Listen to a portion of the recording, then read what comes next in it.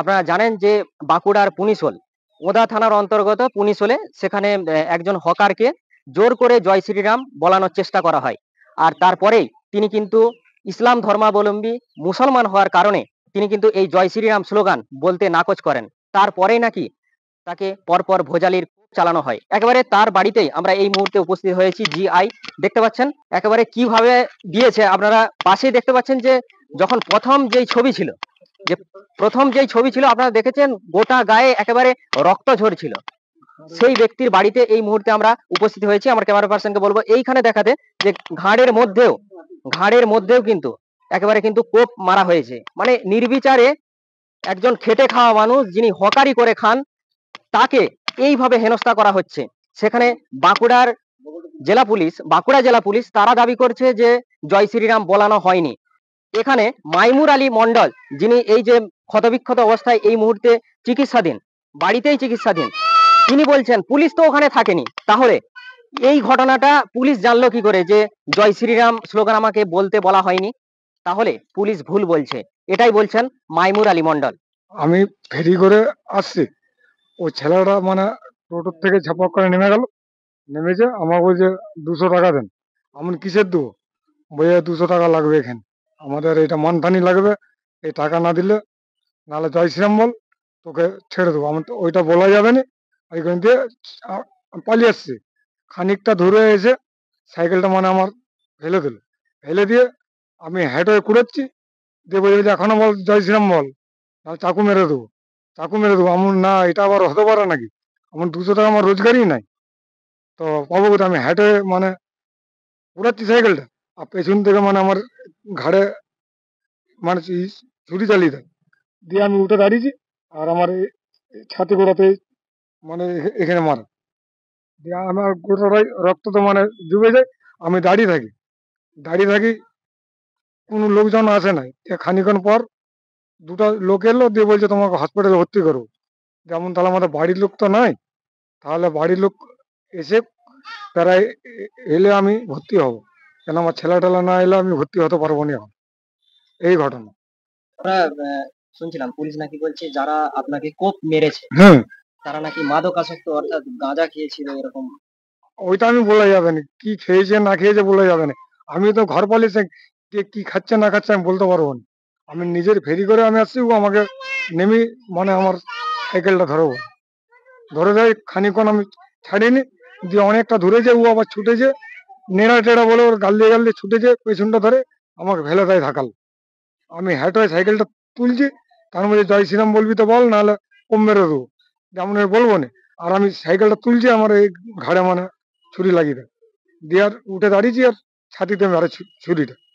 বাঁকুড়া জেলা পুলিশ তারা তো বলছে যে এটা অবশ্যই অপরাধমূলক, কিন্তু হ্যাঁ, ধর্মীয় স্লোগান দিতে বলা হয়নি।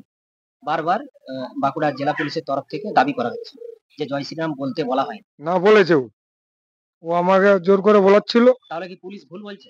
তা পুলিশই ভুল বলছে। পুলিশ পুলিশ তো সঙ্গে থাকেনি তো।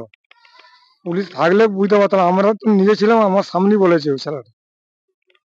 আমার নাম হচ্ছে মাইমুর আলী মন্ডল, পুনিশল, উত্তর মন্ডল, মুখ্যপাড়া, এখানটা জেলা বাঁকুড়া, থানা ওদা।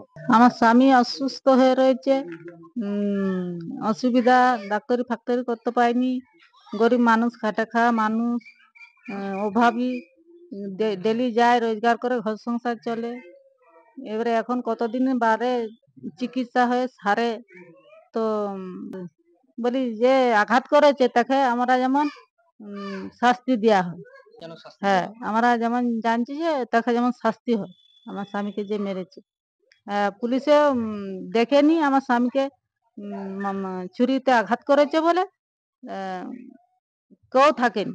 এমনি পাবলিক লোকজন পেরাচ্ছে, তাহলে পুলিশ কি করে জানবে যে আঘাত করেছে বলে আমার স্বামীকে? না, প্রায় দেখেছি আমরা গরিব মানুষ ফ্রি করতে যাই, ফ্রি করে মানে লোক করে এরকম ব্যবসা করে।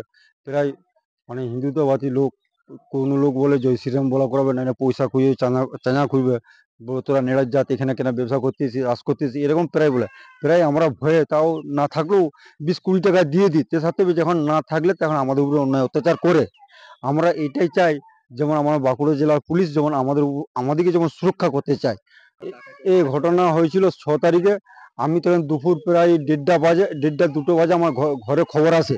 তখন আমার কাকাকে ওখানে মারধর করে দেয়, এখানে ঘাড়ে ছুরি লাগিয়ে দেয় এবং পেটে এমনি ছুরিও লাগিয়ে দেয়। আমরা 2টো নাগাদ ঘরে খবর পাচ্ছি যে তোমার কাকাকে মারধর করে দিয়েছে।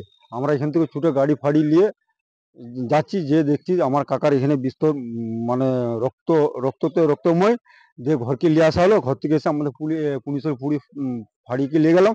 ফাঁড়ির পুলিশ বললো তোমরা সদর থানা নিয়ে চলে যাও, ওখানে যেখানে মানে কেস সেখানকে নিয়ে চলে যাও। সদর থানা নিয়ে গেলাম। সদর থানা পুলিশ আমাদিকে বললো যেখানে ঘটনাটা হয়েছে ওখানকে আমাদেরকে নিয়ে গেল, আমার কাকাকেও নিয়ে গেলো, আমাদেরকেও নিয়ে গেলো। আমরা দেখলাম ওখান থেকে তদন্ত করলো। তদন্ত করার পথে দেখে হসপিটালে ভর্তি করলো আমার কাকাকে। কোন হসপিটালে? Medical, Bankura medical college. হ্যাঁ, কেস বলতে আমরা কেস করেছি। সদর থানা পুলিশ বলেছে যে ঠিক আছে, আমরা ভালো ধরনের ধারা দেবো, কিন্তু আমরা রিসিভ খুঁজছিলাম, রিসিভ পাই নাই। না এখনো তো বুঝে যায়নি যে কেস হয়েছে না হয়েছে, সেরকম বুঝে যাচ্ছে না। পরবর্তীকালে আপনাদের নিরাপত্তার জন্য কি ভাবছেন? আমাদের নিরাপত্তার জন্য ভাবছি যে যেমন এরকম না হয়, কিনা আমরা গরিব মানুষ, আমরা বাইরে খাটা মানুষ, যেমন আমাদের উপরে পুলিশ মানে একটু স্টেপ নেয় এসব জিনিসগুলো হচ্ছে। আপনার নাম? আমার নাম হচ্ছে আসলাম মন্ডল। মানে কি বলবো, পুলিশ হলে অধিকাংশ মানুষই প্রত্যেক দিন মানে কেউ টিং ভাঙা লোহা ভাঙা কিনতে বেরিয়ে পড়ে, কেউ খেজুর মহলে করতে যায়, কেউ বা কুয়া কাটতে যায়, কেউ মানে গরু ছাগল নানান বিভিন্ন রকম ব্যবসা বাণিজ্য করে। সবাই খেটে খাওয়া দরিদ্র মানুষ, দিন আনে দিন খায়। মানে আমাদেরকে প্রত্যেক দিন গ্রামের মানুষকে বেরোতে হয় কাজ রুজির জন্য। যদি এই ধরনের ঘটনা ঘটে থাকে তাহলে মানে খুব সমস্যায় পড়তে হবে আমাদেরকে। মানে যেটা আমরা দেখতে পাচ্ছি যে উত্তরপ্রদেশ অন্যান্য রাজ্যে যেরকম একটা জুলুম হচ্ছে মুসলিমদের উপরে, সেরকমটা যদি আমাদের উপরে হয়ে যায় কিন্তু মানুষগুলো না খেয়ে হয়তো মারা যাবে। যদি 1 মাস 2 মাস যদি ঘরে থাকতে হয় তাহলে কিন্তু তারা খেতে না পেয়ে মারা যাবে। কেননা প্রত্যেক দিন আমরা এখানের মানুষ বেশিরভাগই 75% মানুষ প্রত্যেক দিন কাজের জন্য বাইরে বেরিয়ে পড়ে, আবার তারা সন্ধ্যাকে ফিরে আসে। যদি এরকম অত্যাচার হয়ে থাকে বা এগুলো বিগত দিনে যাতে না হয়, সেটা আমরা প্রশাসনের কাছে দৃষ্টি আকর্ষণ করব, যেন এই ধরনের জিনিস কোনোদিন না ঘটে। দেখুন, যেটা যে ভোজালির কোপ খেয়েছে তিনি তো বলছেন যে আমাকে বলানো হয়েছে। ওই ক্ষেত্রে তো ধরুন আমরাও থাকিনি, প্রশাসনও থাকেননি, ওনারাও বলতে পারবেননি। কিন্তু যিনার ক্ষেত্রে কেসটা ঘটেছে তিনিই বলতে পারবেন একমাত্র। এটা তিনারই ব্যাপার।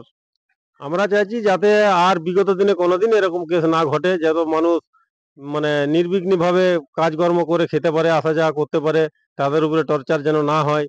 এটা যে একদমই যেন বন্ধ করা হয়, প্রশাসনের কাছে আমরা দৃষ্টি আকর্ষণ করব। এই ধরনের ঘটনা কোনোদিনই যেন না হয়। যদি এই ধরনের ঘটনা ঘটে তাহলে আমরা বৃহত্তর ভাবে আমরা গোটা পুলিশল ব্যাপী আমরা আন্দোলন করব। আমরা ডিএম কে জানাবো, এসপি কে জানাবো, আমরা সবার দরজায় আমরা যে আইনি ভাবে লড়াই করব। আমার নাম আনোয়ার আলী মন্ডল, আমি এলাকার গ্রাম পঞ্চায়েতের মেম্বার।